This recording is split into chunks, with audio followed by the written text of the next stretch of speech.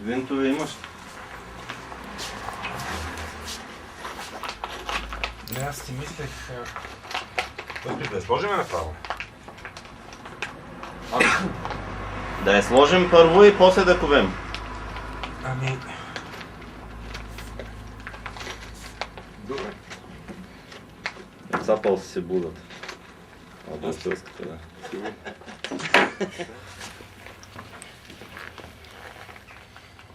Това е финалната фаза преди плътта, защото сме изрязали върховете на тия пирони.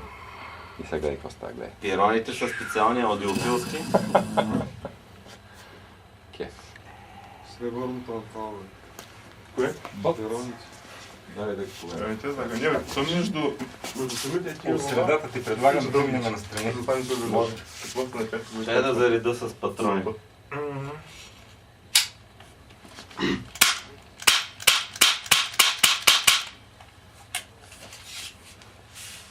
Подгъваме и тогава ковеме, нали?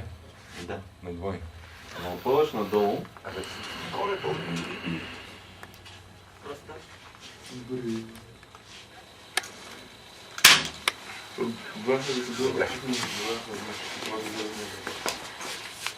Станислав, яват му се. Да. Сега идеята е след... Трябва да се подгъне. Да се подгъне и да се изопне. Ама само надолу, без да го опъваш настрани. Нещо не е вярно. Много си опънал. Много е, опусни да. Аз не трябва да спусна и го строят на малко. Щом това вие няма да ползваш. Ще получава диагонална. Да няма такава ден. Това да го няма така. Да. Тук вълните се отразяват настрани и ще получим изкривявания. Нещо не е наред. Опънали сме. Интермодулационни изкривявания ще получим на звука. Свършиха ли? И се отблъскват от двете решетки и Не стават сме ги от тези економисвали. защо? Още не са. Да, това е.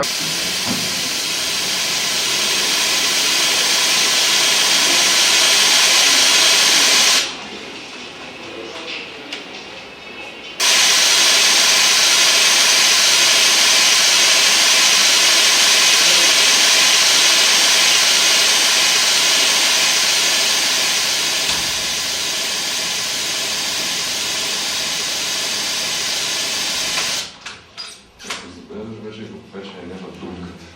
Обаче по някаква причина започна да свири повече на високата среда. Тоест това ниво ми се чува, че много да избягало. Както това казва. Плата да е причина? Да. Плата. Най-хубаво служи и плата, и до напред. Сега и до напред и плата, Да. и ватата. Както е ватата, и до напред да бъде. Значи 6-10 болта.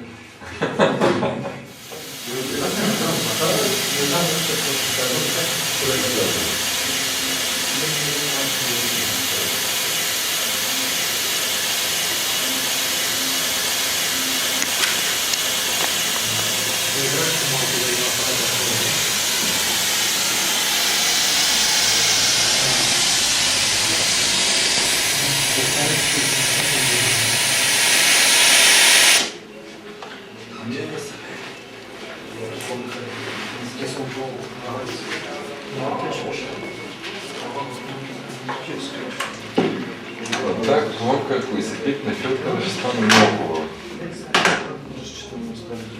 Филтър е некоректно събран. Тоест застъпани са двете и се сумират. Не с висок кофактор са по-скоро. Трябва да са намали кофактор. Честотата е окей, обаче са изгърбени в зоната. Я да видим сега с шерпа изгладени.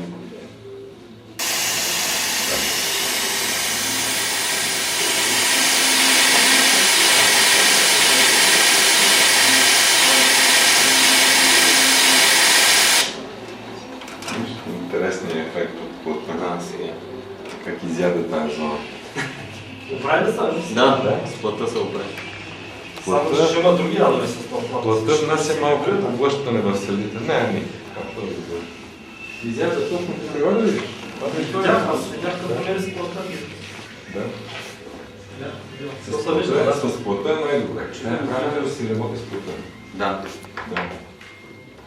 Значи това е феритният вариант. Неодимовият вариант е по същата конструкция, само че магнитите са значително по-малки. Примерно с подобни размери е неодимовия магнит и на средночастотната част. На високочастотната е толкова. Аз съм ги пуснал във форума, снимките ги има. Сигурно, чакай, че така много са силни тия магнити и не мога да ги... Няма опасност. Ако не го изтърва, няма опасност. Значи забележи как вече с лазера.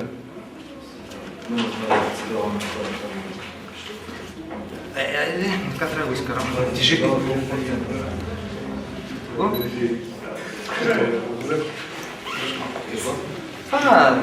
Това е само капачка, фанец с капачка. Тук. Отзад. Позорите. Иска да го снима. Виж как е. 9 килограма. Яко. Това е производител.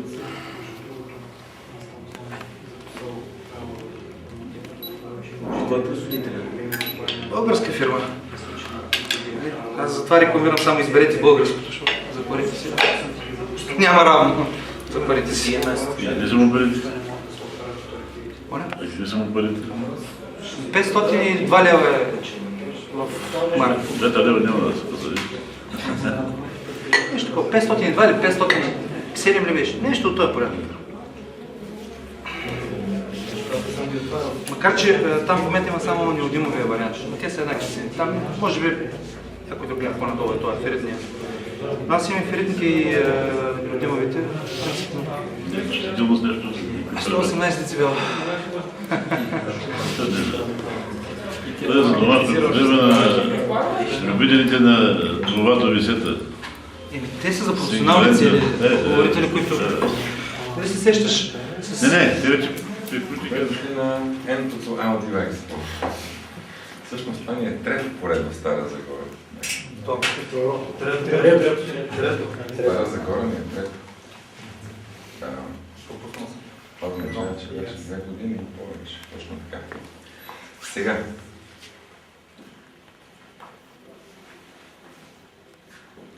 Темата на днешната презентация е акустични измервания във връзка с проектиране и изработка на разделителни филтри. Има голяма разлика между различните видове акустични измервания и затова днес ще се ограничим само в тези, които имат отношение към тази задача. Не принципно във всички възможни измервания. За целта ще използваме обикновен компютър с неговата стандартна звукова платка, към която ще подаваме сигнал от микрофон. Микрофон с известна характеристика, това е измервателен микрофон, който е много хубав. Сигнал от микрофона се усилва през специализиран предусилвател и ще влиза в входа на звуковата карта. Софтуера, който ще ползвам, се казва SpectraLab, който е един много непретенциозен софтуер от една страна, но пък е много удобен за наблюдение в реално време на частотна характеристика, а точно това ни интересува, когато правим филтри. Първата много важна стъпка е премахване на неизвестните по пътя на измерването. Тоест, тая така наречена звукова карта има свой собствен почерк, има своя собствена характеристика и нашата първа задача е да я елиминираме, т.е. да я изправим тази характеристика. Как става това нещо? Става с едно и такова кабелче. Това е просто кабелче, което прехвърля изхода в входа. Тоест изхода на платката влиза в входа, който ще ползваме за измерване. В случая няма много опции, понеже има един изход и един вход. Така че ваш избор е дали ще ползвате микрофонния вход на платката или линейния вход. За предпочитане е, ако има предусилвател за микрофона, да се ползва линейния вход, В случая аз имам микрофонен вход, затова ще трябва да работя на по-ниско изходно ниво от усилвателя, което няма особено значение. Но принципният проблем на повечето микрофонни входове е, че те не са линейни. Те са доста компромисни, понеже в тях има някакъв компромисен предусилвател за компютърния микрофон. Или за това, което е полза за слушалки нормално. Тия хедсетите да не стави. Както и да е. Това не е голям проблем. Проблемът е само да не се прекалява с нивата, за да не излеземе извън диапазона на платката, като волтове. Хубавото на SpectraLab е, че в реално време тя показва дали има претоварване по ниво. И в процеса на калибриране трябва да си избереме такова ниво, което да ни даде запас, да бъде максимално високо, но да имаме някакъв запас. И него ще приемем за реперно ниво, за 0 децибела. Така, включваме изхода към входа и започваме процедурата по калибриране. Ако искате, елате по-близко, там няма да може да виждате. Със сигурност ще трябва да може да хванеш екрана на компютъра. Сега първо малко да ви запозная с самата програма. В нея има генератор на сигнали, който има много опции. Значи имаме бял и розов шум и имаме всякакви тонове и съответно вобел, ако искаме да изменяме синусоида от до някакви херци. Аз съм установил, че се работи най-лесно с бял или с розов шум, като разликата между двата вида шум е следната. Розовия шум е с константна енергия във всяка октава, а белия шум е с константна амплитуда във всяка октава. Тоест, ако двата ги сравниме, белия шум би ни дал хоризонтална характеристика в една линейна система, докато розовия шум ще намалява с 3 децибела на октава. Просто защото енергията в по-късите октави е по-малка. И удвоявайки частотата, 3 децибела се губят. Сега, въпрос на избор е кой от двата шума ще се ползва и разликата е в точността. Защо? Защото при розовия шум, понеже ни намалява амплитудата частотно, все повече се доближаваме до собствения шумов прак на системата. Това го разбирате какво е. Белия шум, понеже е с константна амплитуда, той де-факто е с много висока, много голяма високочастотна съставка. Тя нараства на практика енергийно. Енергията при всяка октава се удвоява. И трябва да се има предвид това, когато се избира нивото за работа, защото може да се изгорят пищялките. Няма никакъв проблем да ги изгорите с розов шум, с бял шум, тъй като те са натоварени неестествено много в общата система. Розовия шум пък от своя страна има същата енергийна характеристика като естествените звуци. И когато един бокс му бъде подаден розов шум, тогава топлинното натоварване на отделните драйвери се доближава до това, което е типичното за музика и тогава по мощност няма опасност да бъдат претоварени пищялки и среди. Но като цяло измерванията се правят на ниски нива, защото няма смисъл пак да се шашка, само да си създава някакви такива безмислени шумове за стаята. Това много уморява. Както и да е. Започваме с белия шум и ще ползваме предимно бял шум, като задачата първо е да калибрираме платка. Свързали сме входа към изхода и тук има някои настройки много съществени. Първата е на каква семплираща частота ще работим. По подразбиране се използва такта, който е типичен за CD аудио, 44,1 кГц. И тук имаме възможност да избереме размера на FFT преобразуването, т.е. на колко точки да бъде.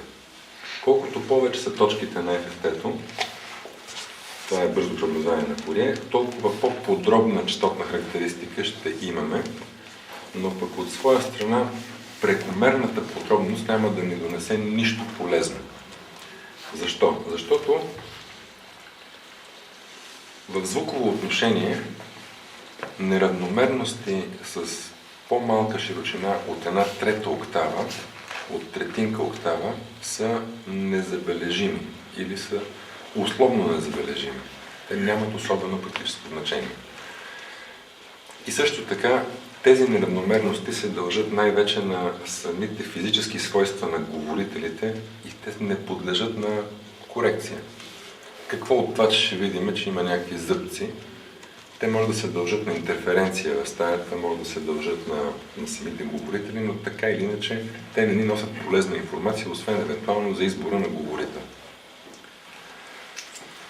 Също така, те се променят по физически причини от разстоянието между източника и микрофона. Тоест, това интерферентно взаимодействие с околни предмети се променя, когато променяме разстоянието. В крайна сметка, когато се настроят филтри, ние не се интересуваме толкова от абсолютната амплитуда на сигнала, защото ние не правиме калибриране като ниво измервания, а ние гледаме относителното поведение в отделните ленти и целта на задачата е да постигнем обща гладкост на характеристика. Не ни интересува къде се намира цялата линия като абсолютна стойност по ниво. Ако искаме, разбира се, може да правим и калибрирани измервания. Тогава трябва да подадем звуково ниво, т.е. електрическо ниво 2,83 волта, примерно, или 1 ватт според импеданса, само че според кой импеданс? 8 ома. Чудесно, само че говорителят никога не е 8 ом. Той в частен случай е 8 ом. Да. Затова типично се използва нивото 2,83 волта, защото то се абстрахира от импеданса и казваме, при такова ниво на сигнала дава еди колко си децибела. За да ни бъде коректно измерването, трябва да знаем точно колко е на микрофона чувствителността, като миливолти на децибел и коефициента на усилване на целия тракт.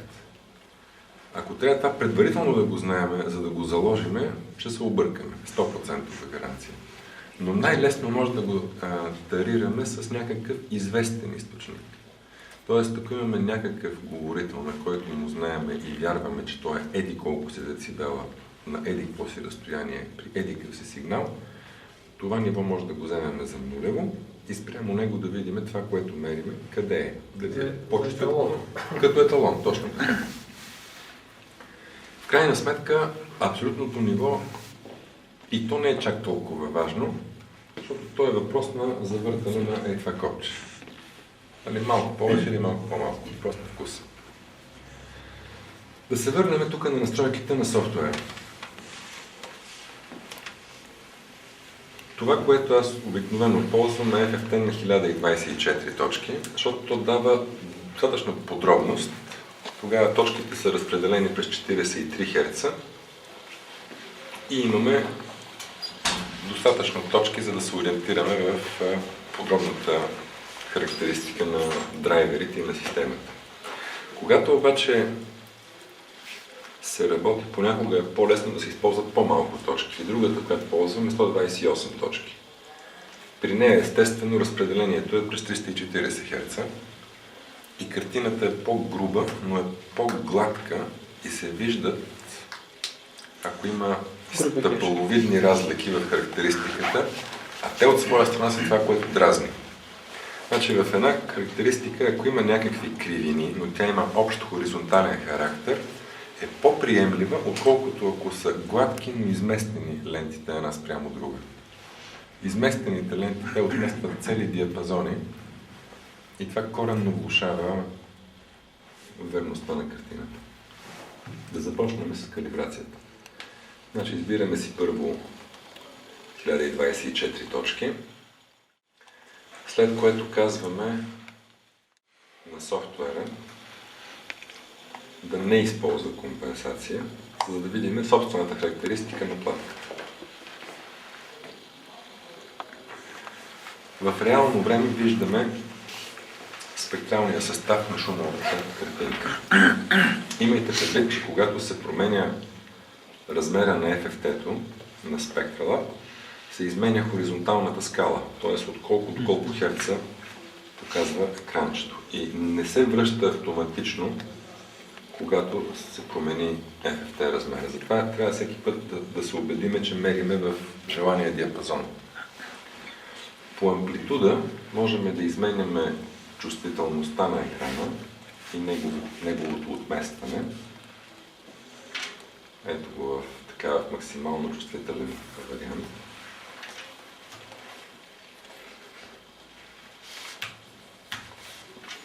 Примерно 1 децибел между линиите. А тази картинка мърда, защото спектралната плътност на този шум е някаква променлива величина във времето. В смисъл, точно на кои честоти в момента има енергия, виждаме и затова се мърда картинката. Ако искаме да натрупаме да видим колко е верен алгоритъм на шума, има опция за държане на пиковете. Трябва само да увелича чувствителността.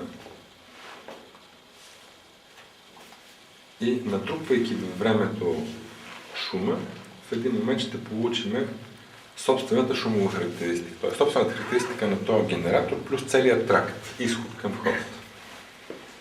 Само за собствена информация. Виждаме, че тази конкретна платка има лек завал във високите, което е съвсем нормално. Веднага трябва да кажа, че измерванията под 300 Hz са безмислени. Значи ние настройваме филтри, ние не проектираме говорител. Говорителя за нас е една даденост. И каква е неговата характеристика под 300 Hz, каквато е, такава е.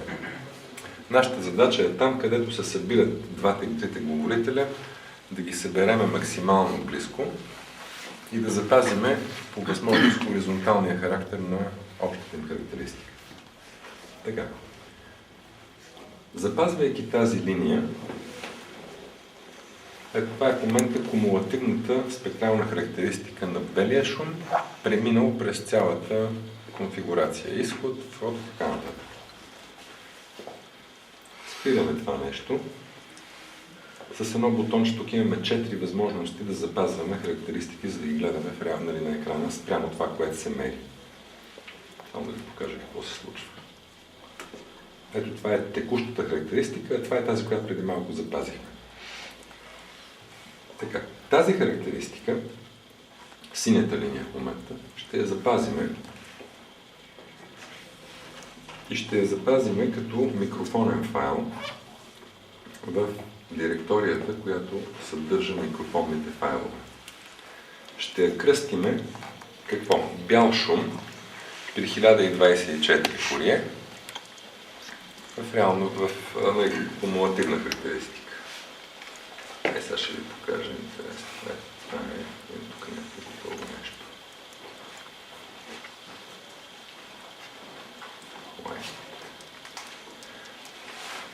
Така, на тази характеристика. Сега искаме да я въведем като корекционна характеристика на системата. Отидаме в опции, Scaling и казваме същия файл, избираме, който току-що запазихме. Тук се маркира Enable Compensation. Само да кажа, че тук се работи в логаритмична скала с логаритмична амплитуда, за да е в децибели, да е вярно всичко. Иначе може да работим и в нейна скала, но ще ни много разтегната. Няма да е. Както и нейното по частота. Но тогава ще гледаме само високите, а ниските ще са някъде и тук в началото на... Не е интересно. Това трябва да бъде настроено. Ако повториме сега измерването, понеже сме въвели измерената характеристика като компенсация, би трябвало да получим хоризонтална линия на 0 децибела.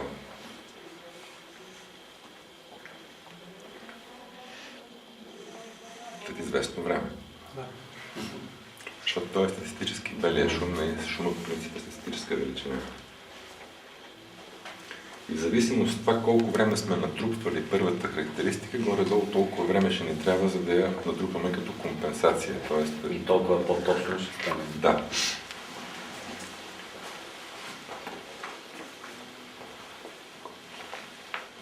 Интерес на истината да се чака толкова време безмислено. И затова ще направим нещо по-просто. Тук в реално време, когато се показва характеристиката, самия софтуер има възможност да прави осредняване на n на брой измервания. Тоест, той взима еди колко си точки и прави на тях средното. Еди колко си стойност е всяка точка и прави средното ниво. Обикновено е най-лесно да се работи на 1000, защото тогава най-бавно се изменят тия линии. Average опцията, точно така. И сега какво ще направим? Ще махнем отново калибрацията. Ще махнем и задържането на пиковете, за да е реално време картинката. И ще запазим някакво нейно текущо състояние. Колкото пъти натиснем това бутонче, толкова пъти се опреснява линията. И ще изберем някакъв момент, в който визуално най-малко ни се отклонява жълтата от синята линия, или поне се отклонява симетрично около нея.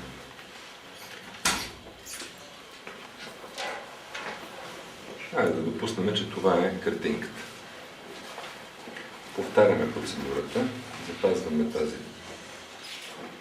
картинка като компенсационен файл и съм кръстил бял шум на 1024 точки в реално време на ниво минус 6.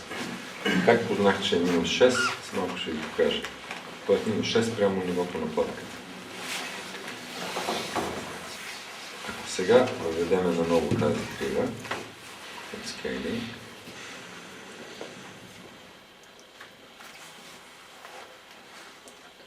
една доста приемлива хоризонтална права линия виждаме в реално време.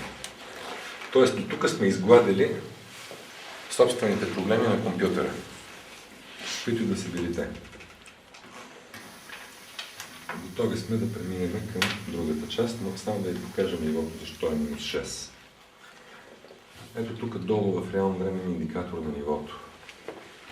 Това, което току-що ползвахме, е условните 0 децибела. Ако сега дигне нивото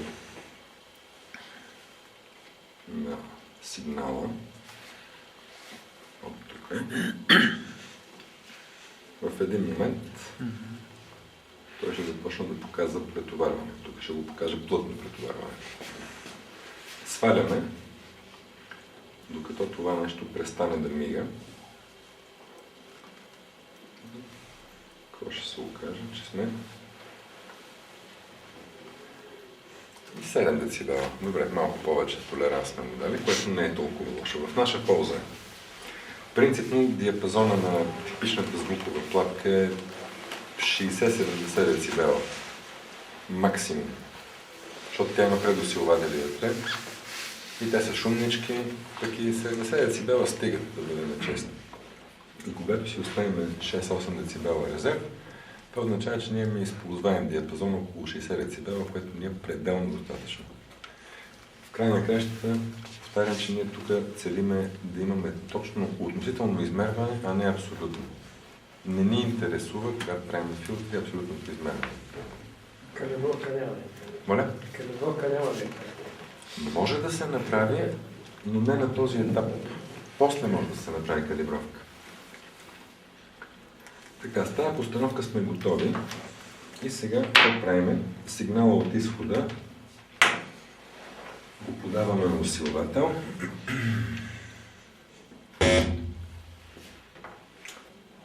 От микрофонния предусилвател подаваме на микрофонния вход. И сега системата вече включва целият тракт през тялото към микрофона, предусилвател и обратно в компютъра. Ако на този етап сме сигурни, че микрофона ни е с линейна характеристика, това означава, че тази линия ще бъде вярна. Ако микрофона има някаква собствена крива характеристика, тогава тази кривина плюс кривината на това, което сме измерили, ще ни даде абсолютната грешка. Което също не е толкова интересно. Обаче е много важно да се знае каква е характеристиката на микрофона, защото някои микрофони, не този конкретно, но примерно тия пластмасовите играчки за компютри, те имат много неравномерна характеристика. И особено в диапазона на високите среди, между 1 и 5 кГц, там чудеса съм виждал. Нали, по 20 децибела провал или гърбец. Това е много опасно. Използвайте такива микрофони. Не използвайте неизвестни микрофони. Неизвестни. Това е основната препоръка. Този микрофон е измервателен и той е неравномерно с под 2 децибела. В смисъл, той няма груби грешки, но има тук-таме по-малки плавни зони, в които пропада или се дига. За целите на настройка на филтри е перфектен. Даже не си 2 децибела, по-малко е. Така, сега може да направим някакво измерване. Към усилвателя, към изхода му е свързана колоната, която ще измериме. Проверим как е настроена фабричната тази колона. Хубаво е да няма големи повърхности под над нея, защото те отразяват и се получава интерференция. Най-хубаво на стойка да не е много близко до стени и подове. Извинявай, само един въпрос. На микрофона не въвеждам или неговата? Ако я имаме... И кога е въвеждам? Секунда. Аз трябва да ползваме тази. Този компенсационен файл е текстов.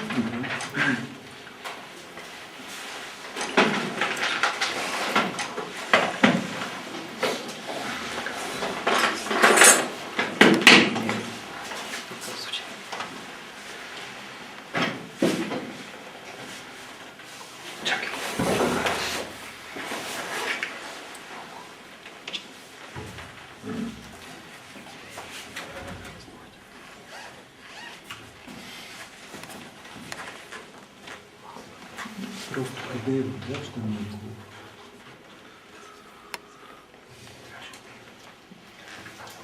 Така. Значи в този файл на всяка частота съответства някакво число. Колко е реалната компенсация? Ако това се въведе в екселска таблица и във втората колонка въведеме на микрофона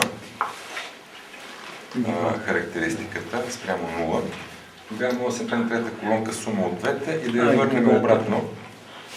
Като цялостно. Да, защото сега ще стане по-лесно, иначе може с калкулатора едно по едно ги смятате, но ще е малко тегаво. Те са доста редове тук, те са горе-долу на броя на точките съответствено. Не, в смисъл в Spectre Lab няма възможност да заредиш, да Автоматична компенсация да вкараш на микрофона. Просто да заредиш. Можеш, ако го имаш като готов текстов файл. Да. И той трябва да е в този формат. Частота, амплитуда. Не, да, защото обикновено за 80 за 809, той го има този файл. Чудесно. Значи за него трябва да се направи следното. Понеже там е дадена някаква картинка, ако го има като файл, който пише частота и херци, тогава те трябва да се впадат с тези частоти. Тоест трябва двете да се синхронизират, така да се каже, като стойност. Разбираш ли? Да. И то не е толкова трудно.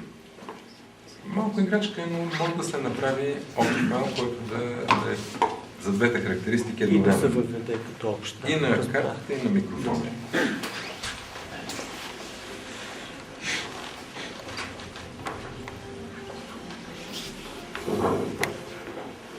Това е лошия вариант. Така не трябва да се прави, защото тази повърхност е в същата равнина и сигурно ще ни създава някаква интерференция. За да избягаме от нея, трябва сме на диагонал. Това е по-малкият проблем. Нали, ръбчето, бялка повърхност е голям проблем.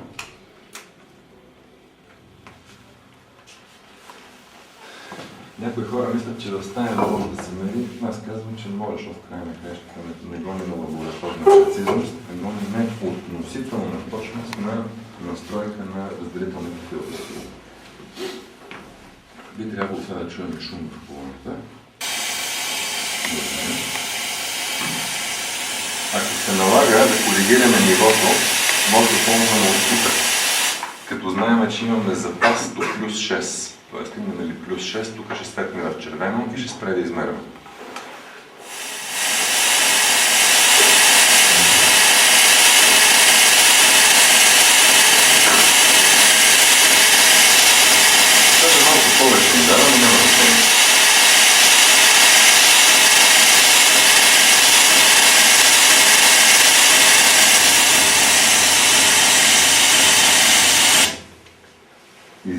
позицията на микрофона по вертикал и по хоризонтал, може да се ориентираме за това каква е фазовата характеристика, т.е. диаграмата на насоченост или на излъчване.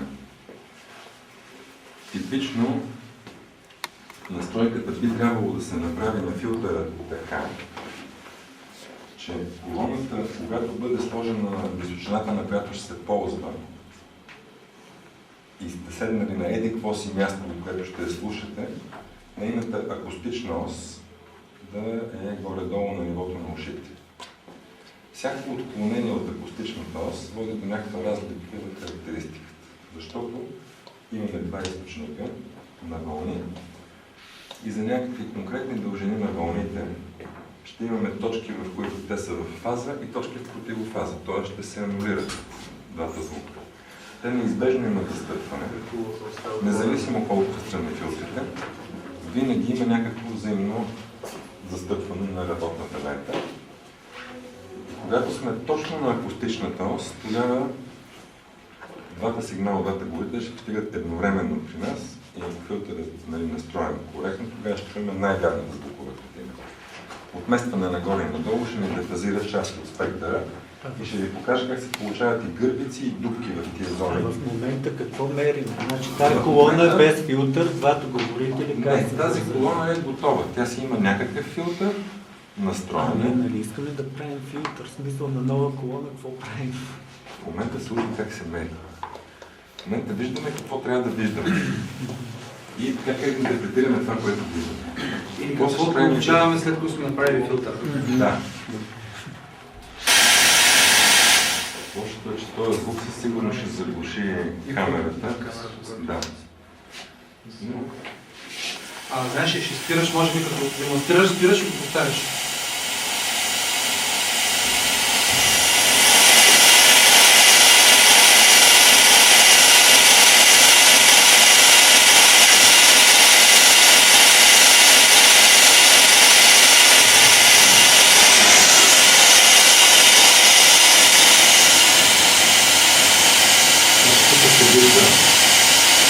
Една чудесна бутка.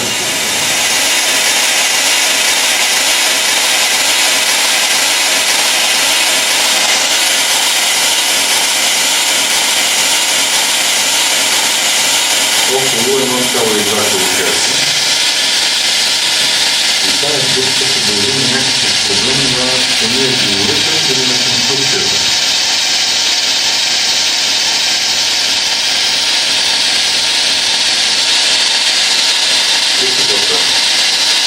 Когато бягаме от акустичната ос.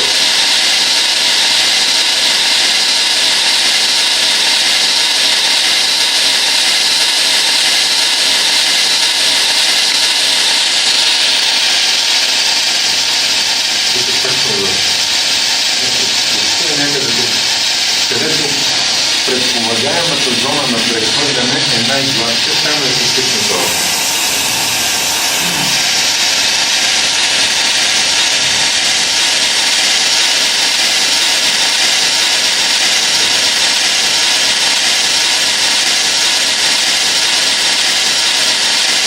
Значи на този конкретен блок, акустичната ос е леко наклонена нагоре прямо нормална. Това би трябвало да бъде центъра.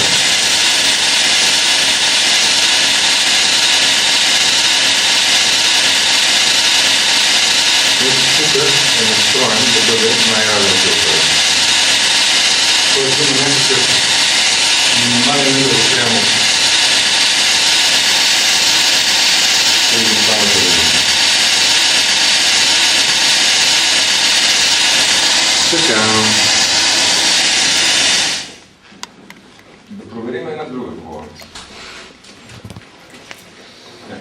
Силно измерване, да приемем това, което тази колона има като собствена характеристика за 0 и спрямо него да докараме еднаква другата колона.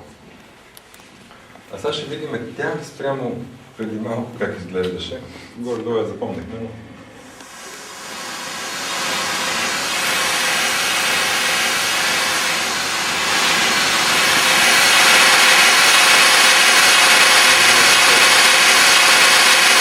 Тя е точно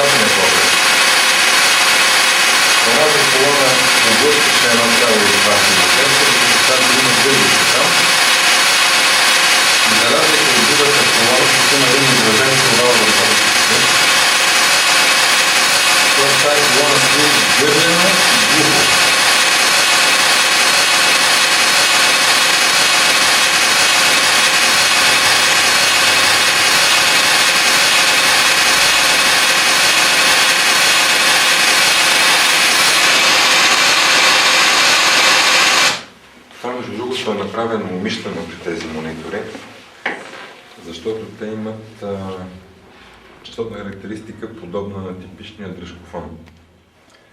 И когато се смесва музика, която би се слушала на дръжкофон, и се смесва на тези монитори, тогава в студиото знаят как негъра ще се кефи, слушайки Гето Бластера с поредната глупост на другия негър. Куинси Джонс с тия ли си мислиш? Куинси Джонс с тия ли си мислиш? Не, Куинси Джонс тия не може да ги понася. Той ползва едни малки на Aura Sound. Да, такива от тия 4-инчовите full range. Такива в 2 литра обем. И на това работи. Гебриел по-такива. Значи във всяко студио ги има, понеже е модно, модерно. Значи в студиото, ако няма тая хубава мембранка, ако я загледаш близо, тя е правена от кадастрон. Тя дори не е цяла, тя е с кадастрон, сгънат и залепен. Просто е без коментар. Но така или иначе, в едно конкретно студио, в което са изгорили една пищялка, имат проблем, че трябва да си възстановят другата колфона. И трябва да станат същите, за да могат да продължат да правят това, което някои клиенти искат. Така. Тая колона, ако я коментираме само като собствена характеристика, е под всякаква критика. Защото има изразена среда и очевиден завал във високите честоти. Не е много зле, но е само 8 децибела. Както и да е. Тази картинка, сега ще я запазиме от някакво разстояние, от което ще работи. Примерно, избираме си това место, да ми е удобно. Пускаме пак измерване.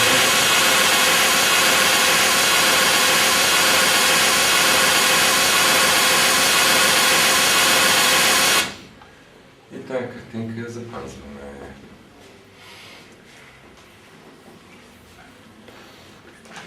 Много е важно да се внимава какъв екстеншън се слага на файла. Всички са текстови са еднакви, но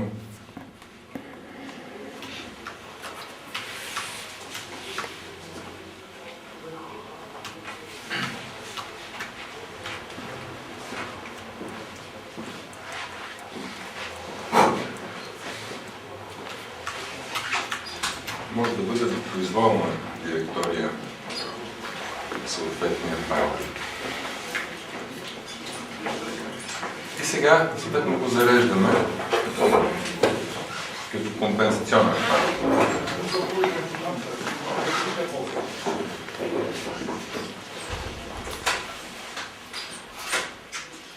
Би трябвало сега да измерим права линия.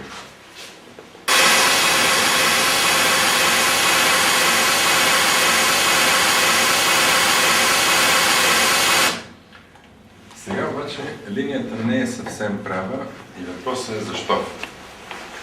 Защото, когато се зарежда един компенсационен файл, той не запазва кумулативно това, което до сега е било компенсационен файл. Или казано другояче, ние в момента виждаме характеристиката на Yamaha, която е приета за нулева, наложена върху собствената характеристика на картата без компенсация. За да изправим линията, трябва да махнем компенсацията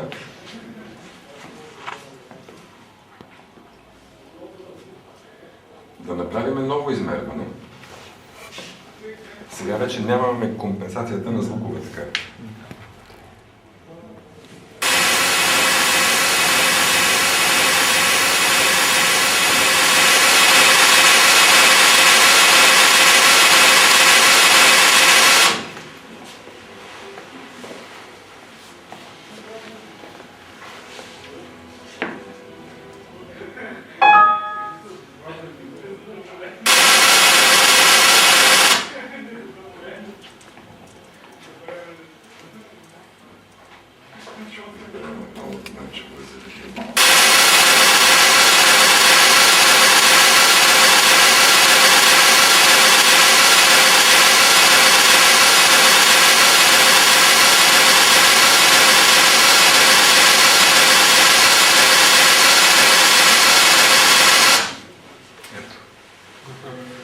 беше една доста по-приемлива реперна линия, спрямо която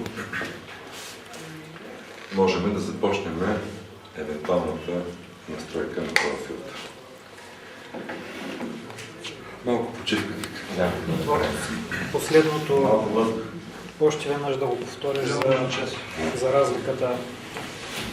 Ти когато получи графиката, която ни беше абсолютно равна крива, беше с включена компенсация на картата. Защото Насложи върху нея. които наложиха се една върху друга и една да се измъкна. Едната се извади. Защото после като я замених, я загубих. Тоест бях измерил характеристиката на Ямахата през компенсационния файл, а после като ги размених, той изчезва. Тя го заменя. И в него стойностите вече са компенсирани. И са грешни. Тоест... Два пъти я насложим. А сега трябва двете грешки сумирани да ги извадим. Иначе едната грешка беше, нямаше. Така, т.е. сега, за да получим тази линия, махнахме компенсационната файл. И измерих сумираната грешка. Чисто каквото е грешка от всичко, и го приехме за да дадем. И го махнах. И този файл вече го правиш компенсационен. За конкретната Ямаха. Само за тая. Само за тая колона. Спрямо нея ще мерим относително какво сме направили. Тоест, другата трябва да стане също толкова крива. Не, трябва да стане толкова пак от тази линия. Да, но крива колко не. Тялото и толкова.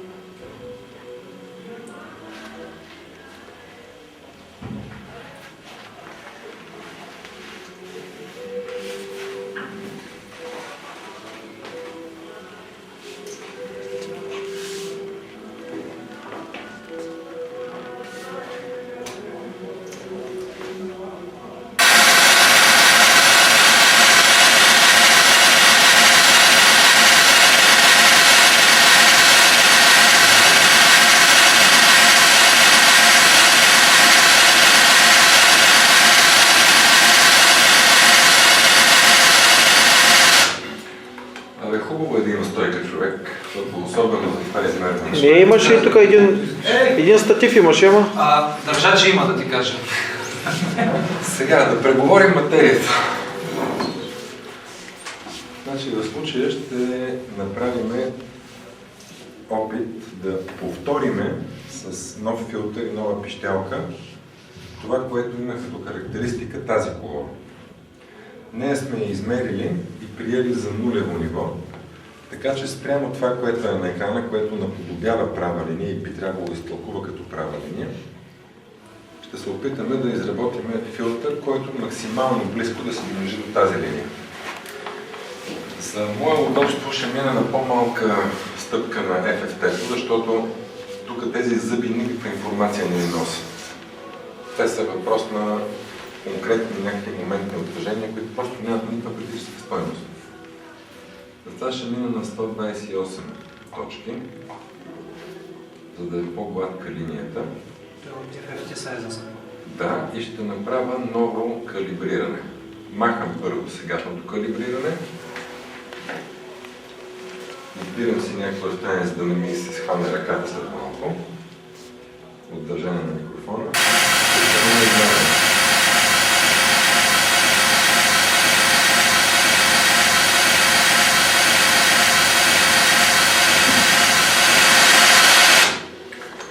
Ето тази линия, която вече е доста по-гладка, ще я запазя като компенсационен файл.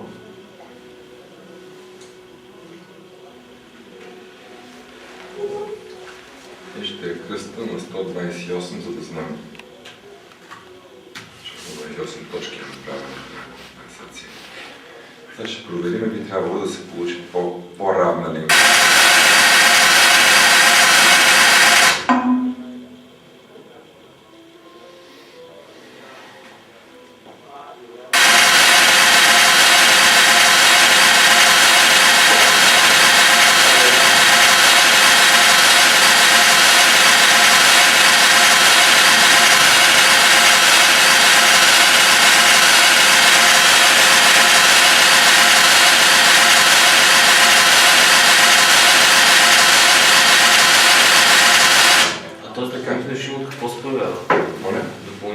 освен тези. Алгоритъмът за генериране на шум. Това е някакъв цикличен. Да. Такъв е шума. Той просто няма как да е равномерен навсякъде. Просто той запълва във времето. Алгоритъм. Ако използваме истински генератор на бял шум, трябва да е ценен от диода в обеднен режим, подходящо филтриране и така нататък. Не е просто да се направи генератор на шум. Чист. Всичките алгоритми имат някакви дефекти. Така, с тази колона сме готови. Вече има нейната характеристика въведена като номинал. И започваме опитите да докараме същите характеристики. Я да опитаме нещо друго. Първо. Тук не е най-хубавото място, защото ще ни трябва работна повърхност. Това.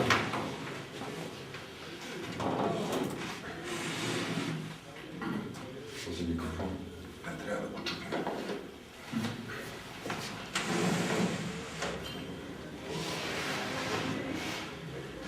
Коя точно характеристика на измерване ще вземем като реферна няма значение. Т.е. дали е тук или някъде друга да стая. Въпросът е да е там, където ще ни е просто лесно да работим, защото няма да правим разни работи с допълнителни елементи. Това ще проверя дали няма голями разлики.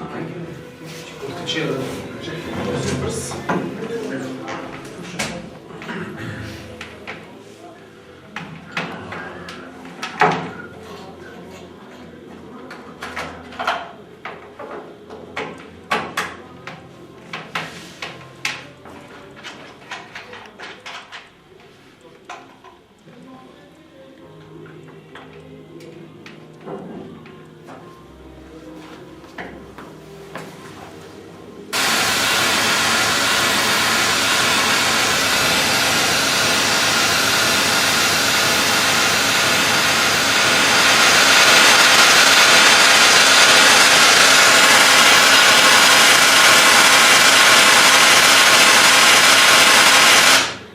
Повтаряме упражнението, за да си го направим на минимално ниво.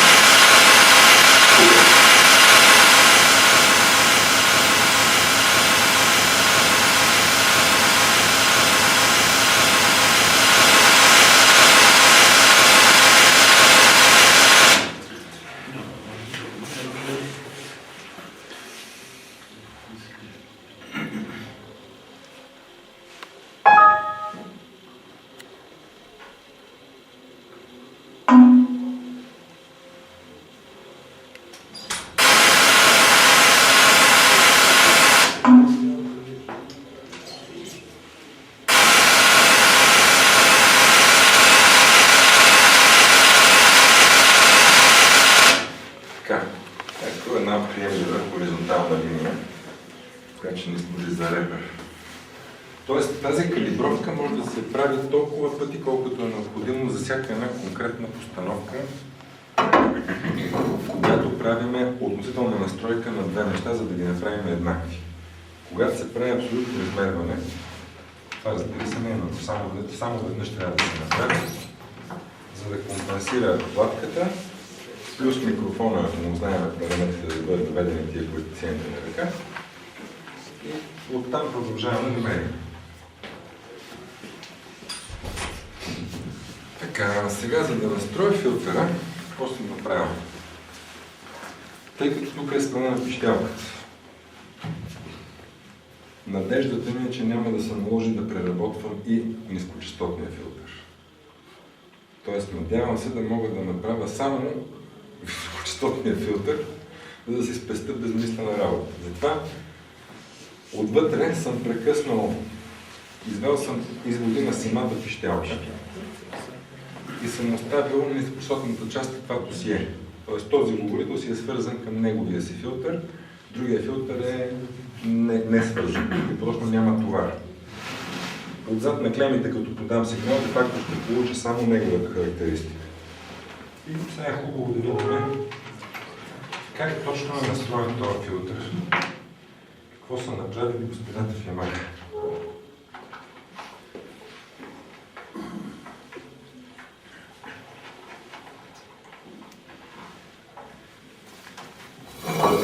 сега ще видим спрямо това, което би дала сумата на същата колона, какво прави само нейната нискочастотна част. Това беше горе-долу разстоянието.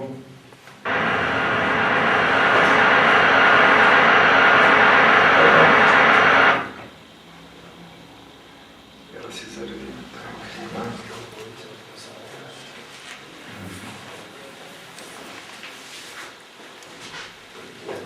Една и съща линейка може да я ползваме като компенсационен файл.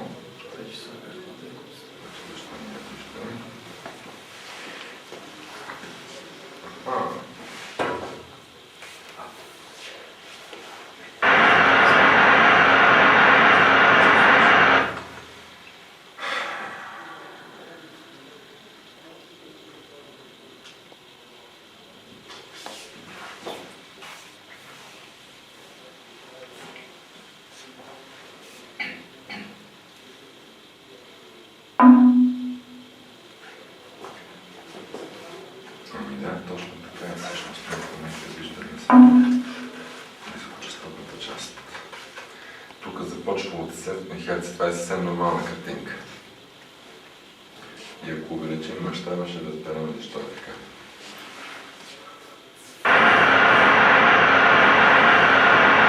Само да проверим да включим компенсацията. Тоест, това на екрана е относителното ниво на басовия говорител в общата характеристика. И тук, разбира се, на този случай може да мерим децибели. В ляво се показват децибели. Тоест виждаме честата на минус 3 е 2 кГц. Минус 6 децибела са на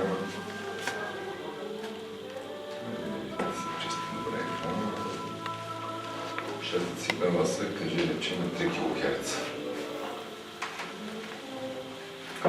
Сега интернет на това да започнем да правим филтър. За удобство съм си направил и такива дросели, които представляват една галета, към която са свързани изводи от всеки 10 навивки.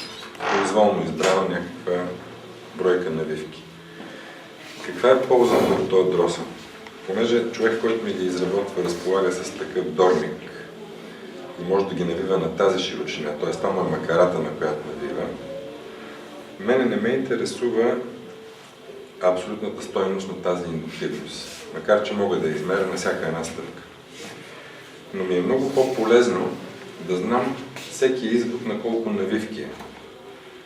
Тоест този дросел започва, да кажем, примерно от 100 навивки, номинал, и после на 110, на 120, на 130 има изведени изводи, които са дадени тук на галетата. И съответно аз, променяйки стъпката, т.е. от коя стъпка да взема сигнал, знам този дросел с колко навивки от този проводник. И после, когато трябва да бъде повторен, му казвам на тази макара ми нави толкова навивки с този проводник и знам, че ще се получи същия резултат. Разбира се, това не е много точно. Може винаги да се използва уред за измерване на индуктивност, като пак неговата собствена абсолютна точност не е важна, защото когато измерваме две бобини, ние искаме да получим еднакво показание, а дали то само за себе си е вярно, няма никакво значение. Това зависи от производителя. Да, и от батерията. Ако уред е дариран, чудесно, но ако не, това не означава, че не може да го използваме. Можем да го използваме. И в края на краищата... Зависи колко пари си инвестирал поред. Да, безмислено е да инвестирам голяма сума в моя случай. Да. Да. Мисълта ми е, че когато си избера някаква стойност тук, без дори да знам колко е, и гледам характеристиката и видя, че се получава това, което желая, после достатъчно да премеря с уреда да видя какво ще покаже. Знам какви са параметрите на набиване и когато дойдат готовите бобини, само ги сравнявам, виждам дали са същите. И обикновено му казвам да навия малко повече, понеже е по-лесно да размотаеш 5 навивки, колкото да ги донамотаеш. Така. Значи за настройка на готовия филтър имам три различни бобини, които са диапазона. Тази най-малката бобина е от 0,2, даже от 0,15 нагоре и тя е типично стойностите, които се ползват за паралелния дросъл на пищялката. И точно тя ще ми трябва. Трябва ми някакъв кондензатор. Ще започна с произволно избрана стойност, примерно 3,3 микрофарада някакъв. Вижда се, че много служба е видял този кондензатор. Като в процеса на настройка, то ще си покаже дали е голям, малък или така нататък. Но така или иначе, за да не си играем с безмислени сметки, е по-лесно да включа филтъра, да щракна някъде бобината и да какво се получава като сума. И въртейки дросела и сменяйки кондензатора, има още един много важен елемент в цялата постановка. Един жичен реостат, който пък служи да се адаптира като чувствителност пищялката спрямо басовия говорител. Защото не е само до настройка на частота, ми трябва и нивото да се докара. Да. Самия филтър, резистора може да бъде пред филтъра, може да бъде в филтъра. Пак е въпрос на това дали тези конкретни говорители ще се харесат и ще може да се напаснат спрямо съществуващия филтър, който пък не искам да пипам. Просто не искам да го пипам, защото е по-лесно. Ако трябва да я правя много цялата, ще стане двойно повече работа.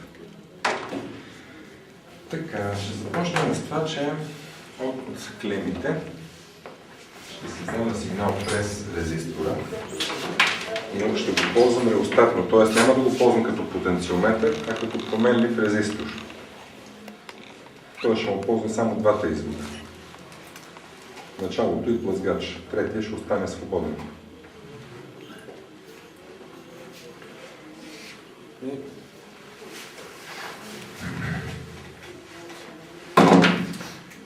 Хубаво е човек да има много такива кабелчета с крокодилчета. Много удобно. И когато филтърът бъде направен в лабораторни условия с тези кирливи кабелчета и бъдат уточнени стойностите на компонентите, след това при по-прецизното сглобяване със сигурност стават по-добре нещата. Тоест, има някакъв положителен ефект, това да не се работи с сребърен, монокристален, 2, и не знам си какво. По-добре да се работи с нормални неща, и после, ако искате, апгрейдвайте на супер ултра кабели. Да. Сега си взимам само паралелно от клемите сигнал, който ще го използвам за високочастотния филтър.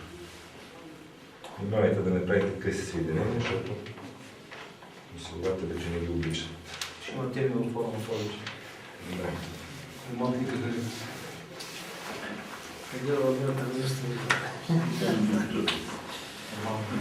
Ако искаш, снимай и отзад. Какво съм направил, за няма някой да се чуди, какво точно съм свързал отзад за колона. Логично, паралелно на формата.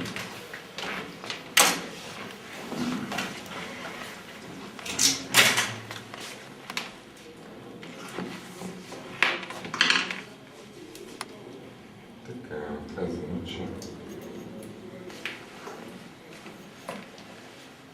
на единия край ще подадем сигнал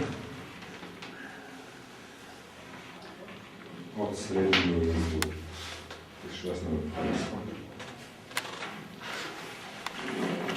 От средния извод подаваме към кондензатора. От кондензатора връщаме към маса.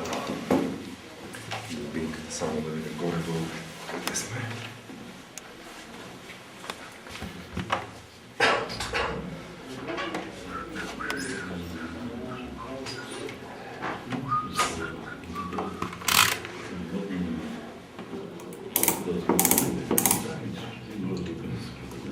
Така.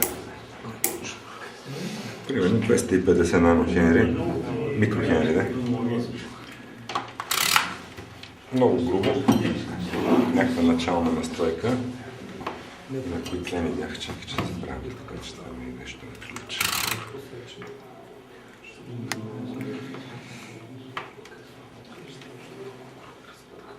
Значи не маркиране. Така.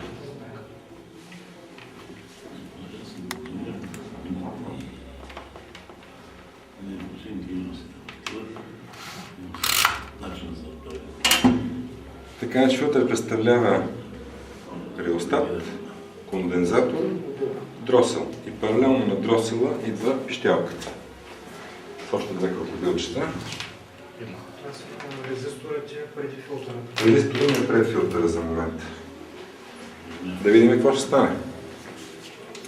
Хубаво е, като си извадите изводи от пищялката и от говорителя, да се ползва някакъв цветен проводник, той да съответства на полюса на говорителя, да се знае какво е. И като сваляте после схемата, да не се окаже, че някой е в обратна фаза и да го разберете, като цялата колона е събрана. Ще си отваря човек безмислена работа. Така, първо ще ги опитаме в тигофаза, както е по учебник.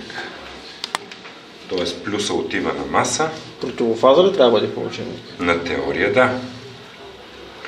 Тъй като всеки от двата филтъра инвертира с 90 градуса в точка прехвърляне, би трябвало да се получи минус 180, да ме противофаза на сумата. И сега ще видим дали това е вярно.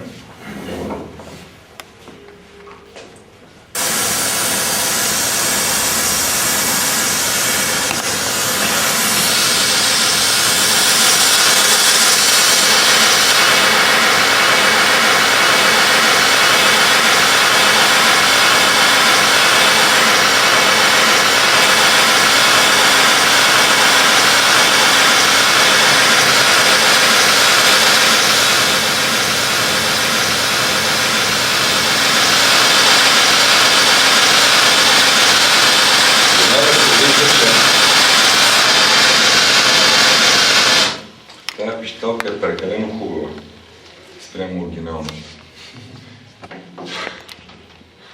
Не знам как въобще някой е произвел такова изделие в Ямаха. Това е.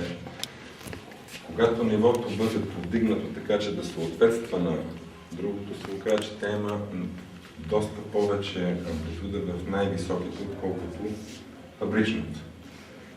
Тоест свири по-бистро от него. Но нашата задача е да ги изравним, което е много труден въпрос. Само един въпрос, това е една ефтина биемка ли е? Познат. Да. Да.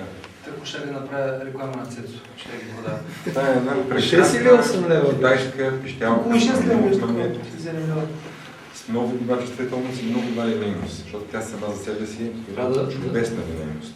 Да ми кажеш кой номер е, къде се взема. За парите си е чудесна пищялка сега. Това уточнение трябва да го направим. Да. Защото не, че няма много по-добре, но за парите си... Добре, аз имам с горели такива високи самсуи. Ако ги взема да ги сложим, или пак трябва да се преработва. Няма. Точно това време. Вие се сгорели. Няма и там. Нищо. Тогава просто няма да използваш компенсация с някакво готово измерване, а ще ползваш само компенсация на звуковата карта и ако знаеш микрофона такъв. Но е много важно да знаеш микрофона такъв. Ти в този начин, между другото, ако примерно имаме един измервателен микрофон и го знаем, т.е. измериме му характеристиката с някакво нещо измерваме. Приемаме го за нула, след това слагаме някакъв микрофон, измерваме същото нещо с него и тази разлика е записана като компенсационен файл на новия микрофон. Тогава, като я приложиме, двата микрофона ще изглеждат еднакви. По-обикновения става студия. В общи линии близък става, поне като резултат. Така... не става.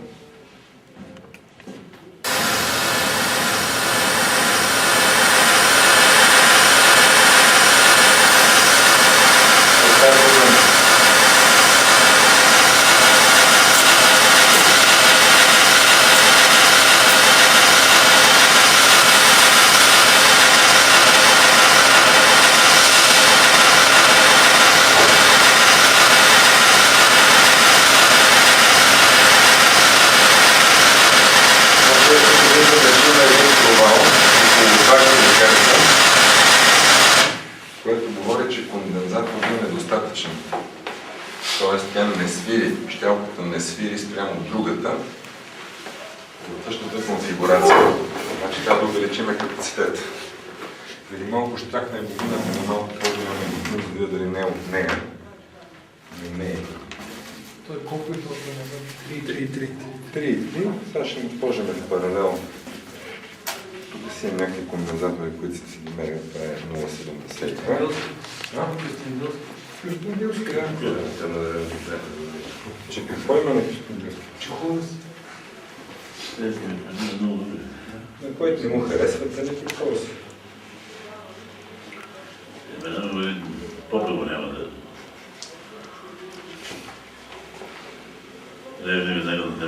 Като се работи с крокодилчета, е много лесно да се правят такива фърчащи.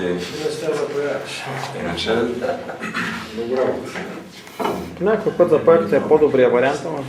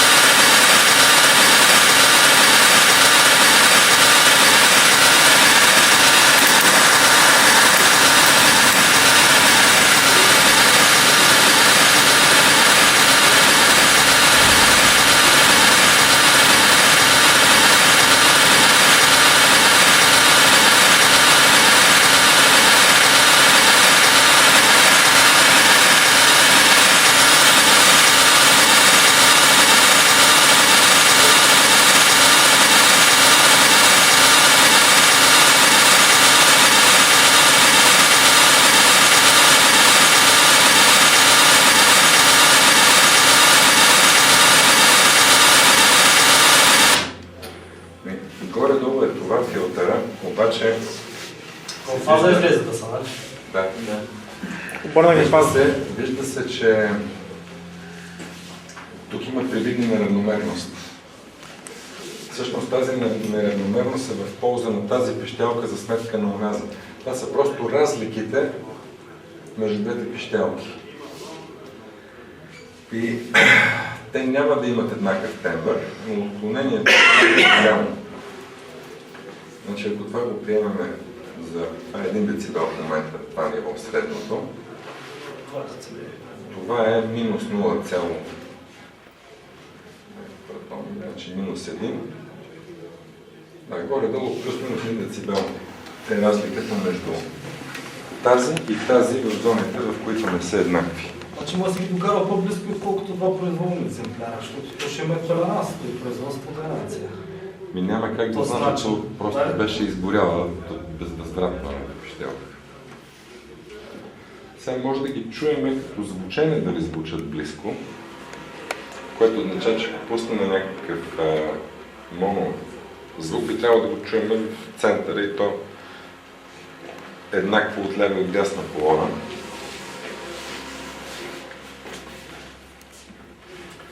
Да направим пак една проверка на постановката, за всеки случай.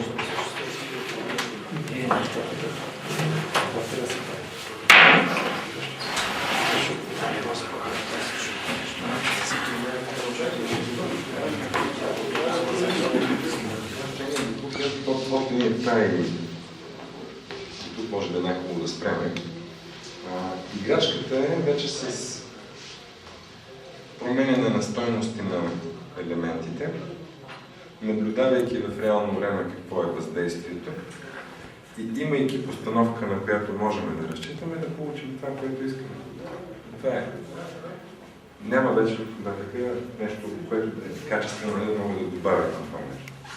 Просто за мен това е най-лесната постановка за тази задача и тя до голяма степен обезмисля предварителното моделиране и изчисляване на един филтър. Ако видим, например, че се застъпват прекалено как си, може винаги да променим поляритета или реда на филтъра дори. Може да добавим много лесно още един контрол, да направим трети ред или да махнем дросъл, да видим какво става в първи ред. Типично, когато се застъпват с по-голям диапазон, става по-чувствителна към насоченост в колоната. Тъй като в по-широк диапазон двата главите работят заедно. И тогава по чисто геометрични причини в перпендикулярната равнина само по акустичната ос е вярно и всяко отклонение от нея води или до рязко изгърбване, или до провали в горната и долната част, съответно на честотата на разгледане. Целта е малка разлика има с замъртвата тембърло, защото са различни като динамика. В един момент ти пропада една голяма зона от... Да, там имаш реакция, спиране, тръгване, нали, самата механика е различна на двата говорителя обикновено, което голямо препокриване, без неравномерности пак се усеща на слух. При толкова ефтин говорител, не е ли по-добре да се сменят и двата? Така ще направя. Но въпросът е, че първо искам да го докарам до общата характеристика, която да е близка до оригиналния пошък на тази колона. Обратният вариант искам да питам в неговия случай. Значи ние имаме колони с два изгорели говорителя, които са ги принабили от емисията и че това, което е било на слух говорим. Какво може да се направи в случай, за да се докара... Не може да се правите за такива глутети. Но се въвежда само компенсацията за глутата, без да се прави някакво измерване на друга колона, за да се вземе като репер. Просто се компенсира звуковата. Примерно, ако се сложат и те са по-чувствителни, примерно да кажем с някаква галета, да само да се намали нивото. Това е най-лесният вариант с някакво реостатче. Да се намали реостатче. Да, и като постигнеш това, което ти се струва добре и го чуеш. За звука става. Пример да се... Не, той може да се остане. Има ли? Това да се реалиста по-лесно. С тия стойности. Не, мисълта, защото да кажем на някой запис, примерно чинел, високи такива звънли са, примерно да ти са или така е записа, или плеера така го изкара малко по-назад. Примерно да кажем, аз искам да се... Може да е по-лесно преди колоната, а не в нея да се прави тази корекция. Тя преди колоната, ама как това? Някакви този коректор, как? Ами трябва да се разподава, да се изправи. Да, преди усилвата. Не, за процесорите. Да се сложи процесор нещо. То корекция не е. Конкуренция като лайзър нещо. Не възможно. Пък другото е аудиофилско, като ти е вътре в колоната. Това казах, кое е по-лесно? Да се това е филтър да се пиха.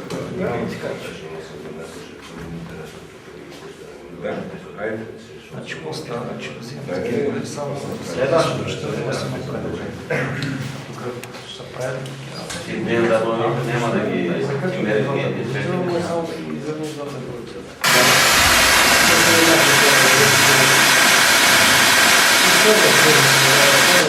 Това само го пусна следа, че ми е коректна постановка. Това е. Ако учеш.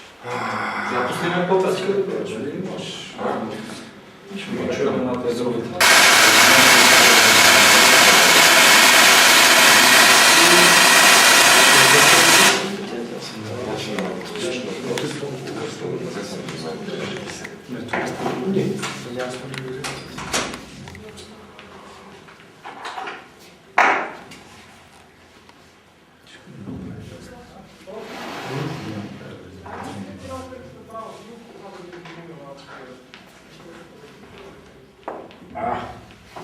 Я вижте тук тия тарикат, това да не е ясно. Европейска северна вода ги губи. Да.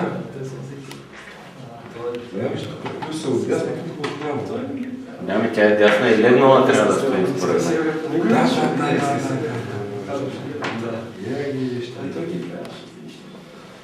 Това е... И за дясно око е интересно как се е настроили.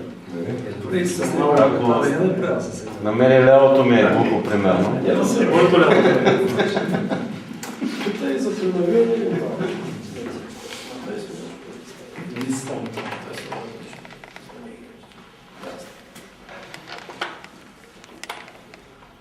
Дясната част на мозъката е по-слаба. Не, обратно е. Лявата част ми е по-слаба.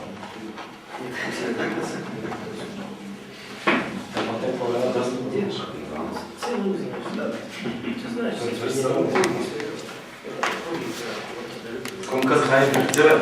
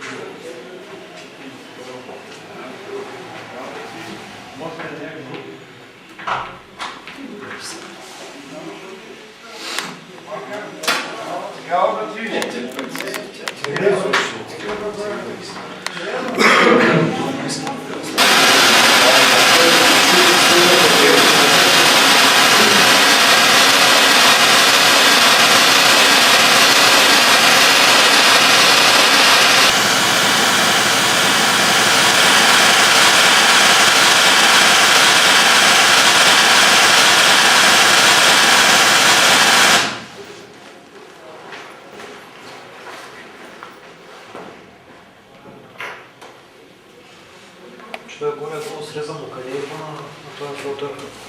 На 3. Дай нещо.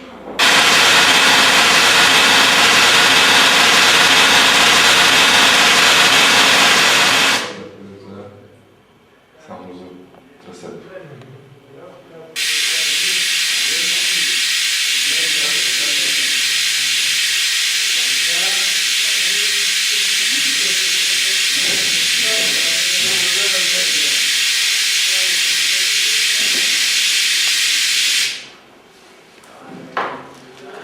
Той идиотски наклон надолу е почерка, но не е пищелка. Което не мога да го постигна. Лесно. Добре, а ако махнем компенсацията на онази пищялка и пуснем, както беше компенсирана само зупата карта, тогава какво ще се прави? Това е характеристиката на тази колона в момента на този филтър. Ето това е което седи пищялката. Значи утре може да направим един експеримент, да ги донеса сенсорите и примерно едната ще